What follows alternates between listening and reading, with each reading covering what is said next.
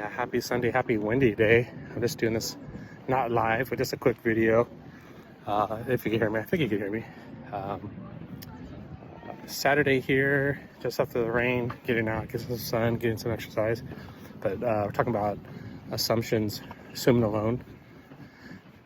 So much to say, right? So all VA, FHA, USAID loans are assumable. So if you have a listing and the seller is open to the idea, because it's about the person first, not the property. Always about the person first, not the property.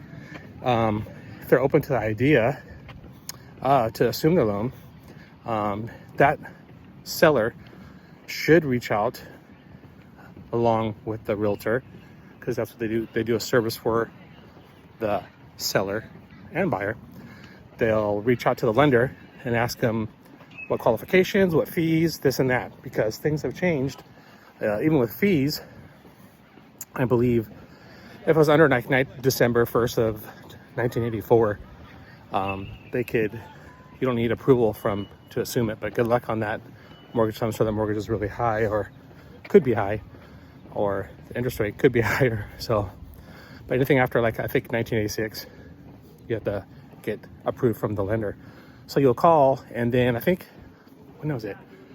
Gosh, not too long ago, a couple years back, they upped the fee from $900 to $1,800.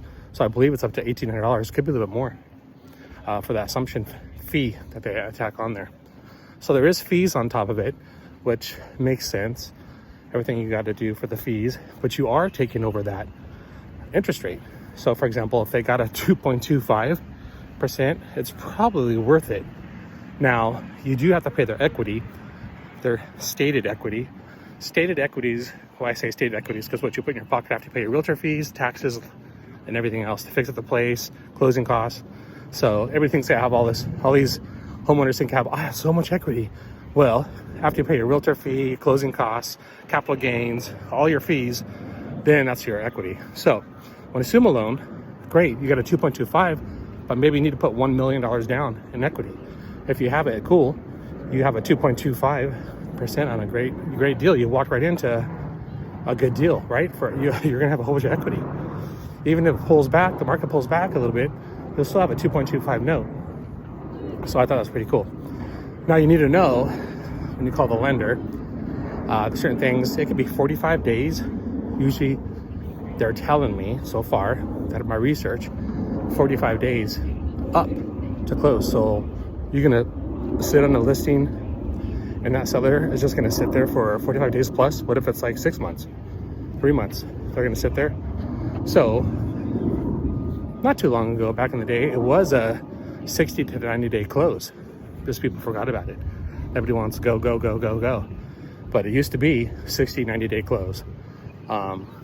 Yeah, so if you have a buyer or a listing, let them know if it's a VA, FHA, USAID loan, then you can assume it. Now, there is that drawbacks of everything I mentioned, but there's also that buyer who can come along and is interested in getting a low interest rate. Maybe they'll put more money. Maybe they could do a seller finance portion on the equity. Sometimes you can do that too, almost like a hybrid, right? You can lend it out. Maybe they can take a second out right away, because sometimes you can do that too. Take a second out and pay that equity, majority of it, because you have to put, I think, 5% or more down, I believe. And yeah, you have to qualify for it. Those qualifications, you have to live in it. Usually, it's not investor friendly, usually. So, but without people asking these questions, or let's say without people asking questions, and I mean the realtor, the buyers, the sellers, not asking questions, you won't know. So it is the job of the realtor doing a service for their client to figure these things out. Yeah, just want to leave it at that. If you have any questions, ocreativefinance@gmail.com. I am a realtor, but I'm more, I say, a licensed realtor, meaning I am an investor. And if you're on the traditional side or creative finance side, and you have questions, you want to reach out to me as a realtor, Jeffrey Long at exprealty.com. And again, I am an investor. If you have any questions, occreativefinance@gmail.com. So check me out. If you have any questions, comment below, and I'd love to point you the right way. Now, this is just all my research as an investor as well. So have a good day.